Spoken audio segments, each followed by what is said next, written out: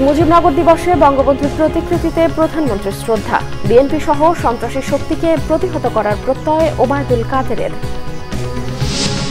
দেশে ত্রাসের রাজত্ব কায়েম করেছে আওয়ামী লীগ। মানুষের জীবনে নিরাপত্তা বলতে কিছু নেই বলেছেন বিএনপি নেতারা।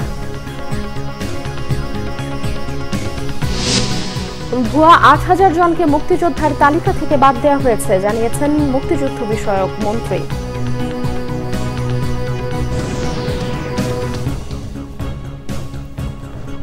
দেখছিলেন বিআরবি কেবল সংবাদ শিরোনাম, এবারে বিস্তারিত। উদযাপন হচ্ছে ঐতিহাসিক মুজিবনগর দিবস। এই উপলক্ষে জাতির পিতা বঙ্গবন্ধু শেখ মুজিবুর রহমানের প্রতিকৃতিতে শ্রদ্ধা নিবেদন করেছেন প্রধানমন্ত্রী শেখ হাসিনা। সকালে ধানমন্ডি ৩২ নম্বরে বঙ্গবন্ধুর স্মৃতি জাদুঘরের সামনে বঙ্গবন্ধুর প্রতিকৃতিতে ফুল দিয়ে শ্রদ্ধা জানান প্রধানমন্ত্রী। পুষ্পস্তবক অর্পণের পর প্রধানমন্ত্রী শেখ হাসিনা কিছুক্ষণ নীরবে দাঁড়িয়ে থাকেন। পরে আওয়ামী লীগ নেতাকর্মীদের সাথে নিয়ে দলের পক্ষ থেকে ফুল দিয়ে শ্রদ্ধা জানান আওয়ামী লীগ সভাপতি। প্রধানমন্ত্রীর শ্রদ্ধা নিবেদন শেষে আওয়ামী লীগের সহযোগী সংগঠনের নেতাকর্মীরাও বঙ্গবন্ধুর প্রতিকৃতিতে ফুল দিয়ে শ্রদ্ধা নিবেদন করেন। শ্রদ্ধা নিবেদন শেষে গণমাধ্যম কর্মীদের সঙ্গে কথা বলেন আওয়ামী লীগ সাধারণ সম্পাদক ওবায়দুল কাদের। বলেন, বিজয়কে সুসংহত করার জন্য বিএনপির মতো সাম্প্রদায়িক অপশক্তিকে মুক্তিযুদ্ধের চেতনায় প্রতিহত করতে হবে। বিএনপি সহ স্বাধীনতা বিরোধী সন্ত্রাসী শক্তি সকল অপশক্তিকে, যারা আমাদের বিজয়কে সংহত করার পথে প্রতিবন্ধক, এদের আমরা পরাজিত করব, পরাভূত করব, প্রতিহত করব এবং আমাদের লড়াইকে আমরা এগিয়ে নিয়ে যাব বিজয়ের স্বর্ণ তোরণ অভিমুখে। ৭১-এর এই দিনে মেহেরপুরের মুজিবনগরে স্বাধীন বাংলাদেশের প্রথম সরকার গঠিত হয়েছিল। মুক্তি সংগ্রামের পক্ষে বহির্বিশ্বের সমর্থন আদায়ে কাজ করেছে নির্বাচিত প্রতিনিধিদের এই সরকার।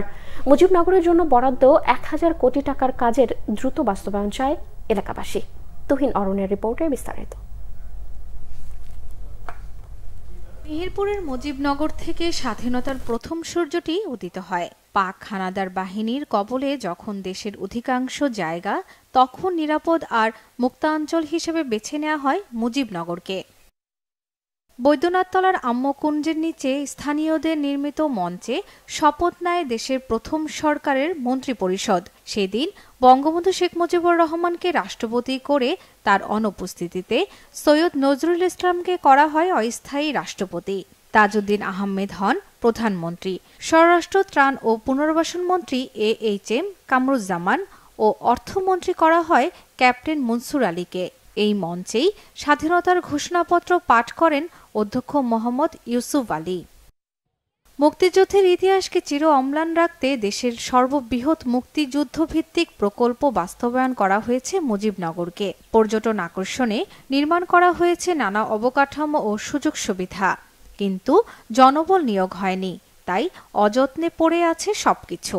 যদি কার্যক্রম সমাপ্ত হয় তাহলে এটা দেখতে আরো সুন্দর হবে এবং বিভিন্ন জায়গা থেকে লোকজন আসবে এবং দেশ বিদেশ থেকেও লোকজন আসবে এখানে দেখার জন্য। মুক্তিযুদ্ধের যে এটা চেতনা, এখান থেকে আমরা ধারণাটা পেয়ে থাকি। আমাদের এখানে এসে অনেক ভালো লাগছে, আইন শৃঙ্খলা অনেক ভালো আছে, পরিবেশ মনোরম পরিবেশ, আমরা বেড়াতে আসছি।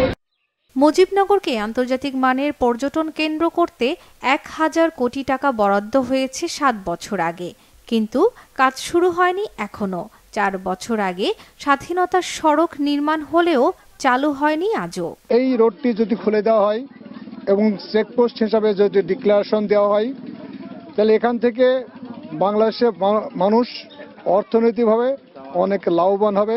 মুক্তিযুদ্ধের সময় ঘটে যাওয়া বাংলাদেশের সমস্ত ঘটনাগুলো এখানে তুলে ধরা হবে। সেক্ষেত্রে আমরা সমস্ত ডিজাইনের কাজ প্রায় শেষ পর্যায়ে।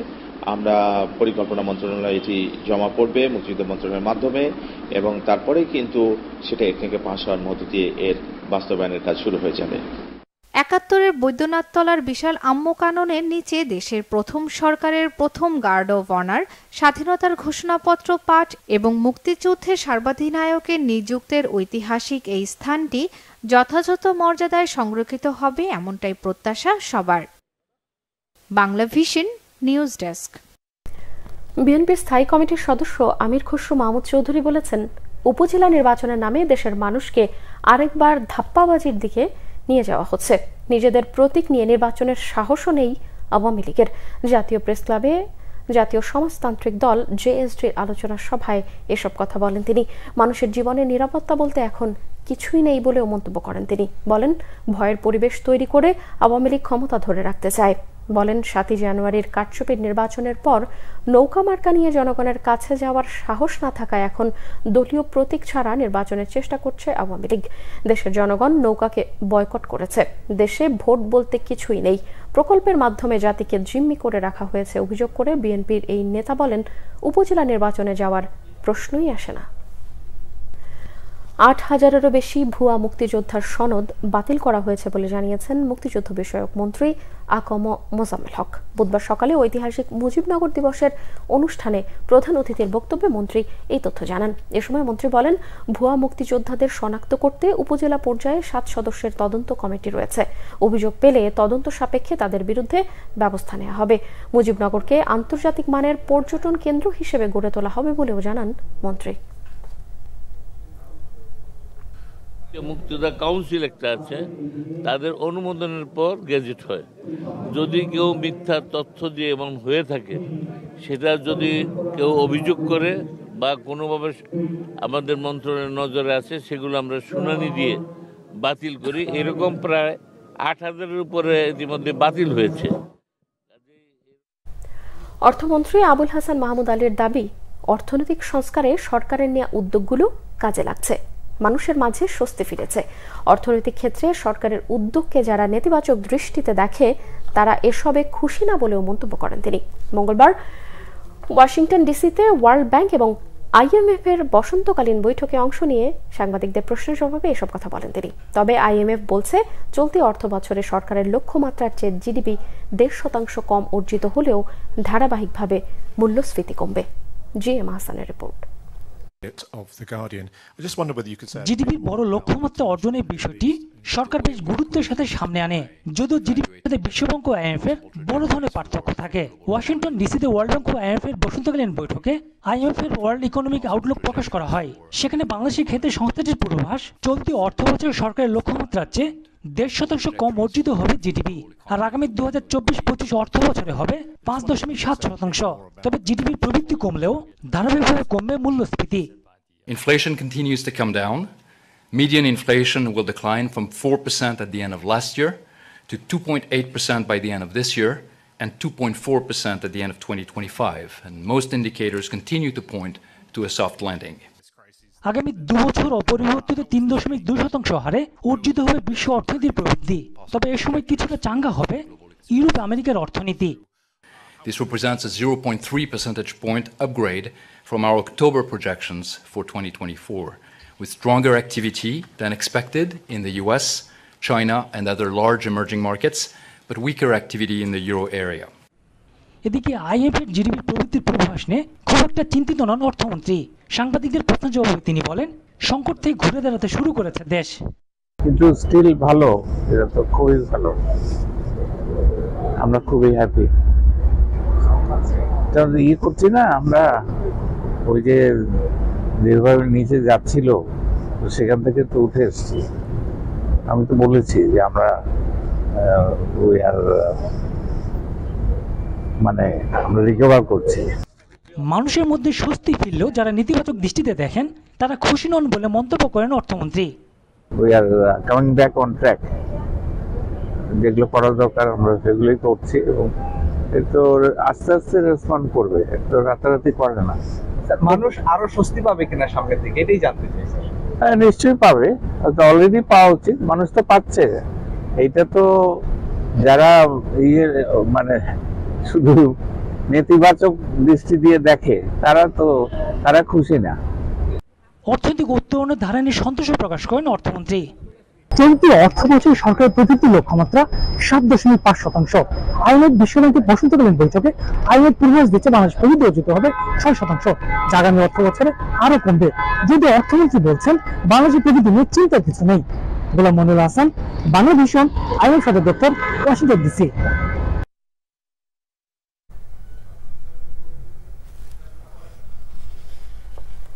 মশা নিয়ন্ত্রণে রয়েছে বলে দাবি করেছেন ঢাকা দক্ষিণের মেয়র শেখ ফজলে নূর তাপস।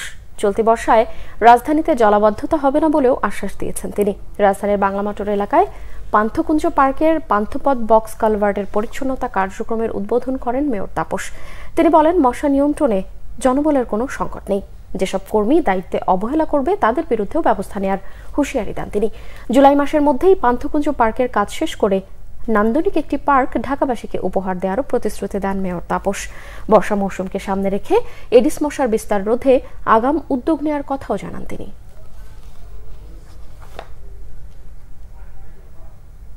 পুরো বিচ্ছিন্ন দুই এক জায়গায় যদি বেড়ে যায় সেগুলো আমরা ইনশাআল্লাহ নজরে আসার সাথে সাথে আমরা ব্যবস্থা নিব। ঢাকা দক্ষিণ সিটি কর্পোরেশনের এলাকার মশক কর্মীরা অত্যন্ত ভালো কাজ করে চলেছে। তারপরেও যদি কোনো চিহ্নিত হয় তাহলে অবশ্যই আমরা তার বিরুদ্ধে কঠোর ব্যবস্থা নিব। এখন বিচ্ছিন্ন কয়েকটি জায়গা ছাড়া তেমন কোনো জায়গায় দীর্ঘক্ষণ জলাবদ্ধতা থাকে না। কোথাও পানি জমে থাকলে দ্রুত যেন সেটা নিষ্কাশন করা যায়। আমাদের লক্ষ্য 15 থেকে 30 মিনিটের মধ্যেই যাতে করে সেখান থেকে পানি নিষ্কাশন হয়। এভাবে আমরা ব্যাপক কর্মযজ্ঞ এবং কার্যক্রম চালিয়ে যাচ্ছি। মাদক মামলায় টেকনাফের সাবেক এমপি আব্দুর রহমান বদির দুই ভাই আমিনুর রহমান ও আব্দুস শুকুরের সংশ্লিষ্টতা পেয়েছে সিআইডি। বুধবার দুপুরে রাজধানীর মালিবাগে সিআইডি কার্যালয়ে সংবাদ সম্মেলনে এমন তথ্য দেন সংস্থাটির প্রধান ও অতিরিক্ত আইজিপি মোহাম্মদ আলী মিয়া। তিনি বলেন, বদি পরিবারের আর কেউ মাদকের সাথে জড়িত কিনা তাও খতিয়ে দেখা হচ্ছে। বদির দুই ভাইয়ের সম্পদ ক্রোকের প্রক্রিয়া চলছে বলেও জানান সিআইডি প্রধান। মাদকের 35টি মামলায় তদন্ত করছে সিআইডি। এমন তথ্য জানিয়ে মোহাম্মদ আলী মিয়া বলেন, এরই মধ্যে 10 জনের মাদকের গডফাদারকে গ্রেফতার করা হয়েছে। এদের অবৈধ সম্পদের পরিমাণ 46 কোটি টাকা। দেশের ভেতরে থাকা কয়েকজন মাদকের গডফাদারের কারণেই মাদকের বিস্তার হচ্ছে বলেও জানান তিনি। বাংলাদেশে গড়ে প্রতি বছর প্রায় 80,000 মাদকের মামলা হয় বলেও জানান সিআইডি প্রধান। সম্ভবত তার ভাই, তার অনুসারীও আছে এবং তার ভাইরাও আছে, তাদের কিন্তু আমরা আইনের আওতায় নিয়ে আসছি। যদি পেয়েছি আচ্ছা, এই নাম তাদের ইন্টারোগেশনে যদি নাম আসে আমরাও তাকে অ্যারেস্ট করব। কোনো রকম ছাড় দেওয়া হবে না। মাদকের বিষয়ে কাউকে কোনো রকম ছাড় দেওয়া হবে না। আব্দুস শুকুর এবং আমিনুর রহমান এরা যে কাজটা করে ওপার থেকে বার্মা থেকে বিভিন্ন ওয়ে চলে আসে, এখানে চলে আসার পরে তাদের এই নিয়োজিত যে ইয়াং গ্রুপ আছে, এই ইয়াং গ্রুপের মাধ্যমে বিভিন্ন জায়গায় পৌঁছে দেয় এবং তাদের সম্পত্তিও ক্রয় করা হয়েছে। বান্দরবানের নাইখ্যাংছড়ি সীমান্ত দিয়ে নতুন করে বাংলাদেশে অনুপ্রবেশ করেছে মিয়ানমার সীমান্তরক্ষী বাহিনী বিজিবির আরও 46 জন সদস্য। সদর ইউনিয়নের 8 নম্বর ওয়ার্ড জামছড়ি সীমান্ত দিয়ে তারা অনুপ্রবেশ করে বলে নিশ্চিত করেছে বিজিবি সদর দফতরের গণসংযোগ কর্মকর্তা মোহাম্মদ শরীফুল ইসলাম। স্থানীয়রা জানায়, গত কয়েকদিন ধরেই 2-1 জন করে মিয়ানমারের বিজিবি সেনা সদস্যরা অনুপ্রবেশ করছিল। তবে মঙ্গলবার সকাল থেকে বিভিন্ন সময়ে 18 জন অনুপ্রবেশ করে। এরপর রাত বাড়ার সাথে সাথে মিয়ানমারের বিচ্ছিন্নতাবাদী আরাকান আর্মির সঙ্গে ওই দেশের সীমান্তরক্ষী বাহিনী, বিজেপি ও সেনাবাহিনীর গোলাগুলি হয় এবং গোলাগুলির এক পর্যায়ে বিজেপির 46 জন বাংলাদেশি সীমান্ত দিয়ে অনুপ্রবেশ করে। এ নিয়ে গত কয়েকদিন ধরে বিজেপি ও সেনা সদস্য মিলে 80 জনের মতো বাংলাদেশে আশ্রয় নিয়েছে। সংবাদ শেষ করব বিআরবি কেবল শিরোনামগুলো আরো একবার জানিয়ে। মুজিবনগর দিবসে বঙ্গবন্ধুর প্রতিকৃতিতে প্রধানমন্ত্রীর শ্রদ্ধা। বিএনপি সহ সন্ত্রাসী শক্তিকে প্রতিহত করার প্রত্যয় ওবায়দুল কাদেরের। দেশে ত্রাসের রাজত্ব কায়েম করেছে আওয়ামী লীগ। মানুষের জীবনের নিরাপত্তা বলতে কিছুই নেই বলেছেন বিএনপি নেতারা। ভুয়া 8,000 জনকে মুক্তিযোদ্ধার তালিকা থেকে বাদ দেওয়া হয়েছে জানিয়েছেন মুক্তিযুদ্ধ বিষয়ক মন্ত্রী।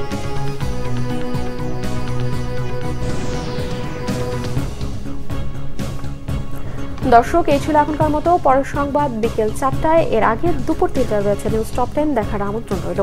এছাড়াও বাংলাদেশের সংবাদ ও সংবাদ সংশ্লিষ্ট অনুষ্ঠান দেখতে ভিজিট করুন www.bbnews24.com ও facebook.com/bangladeshinews এবং সাবস্ক্রাইব করুন youtube.com/bangladeshinews।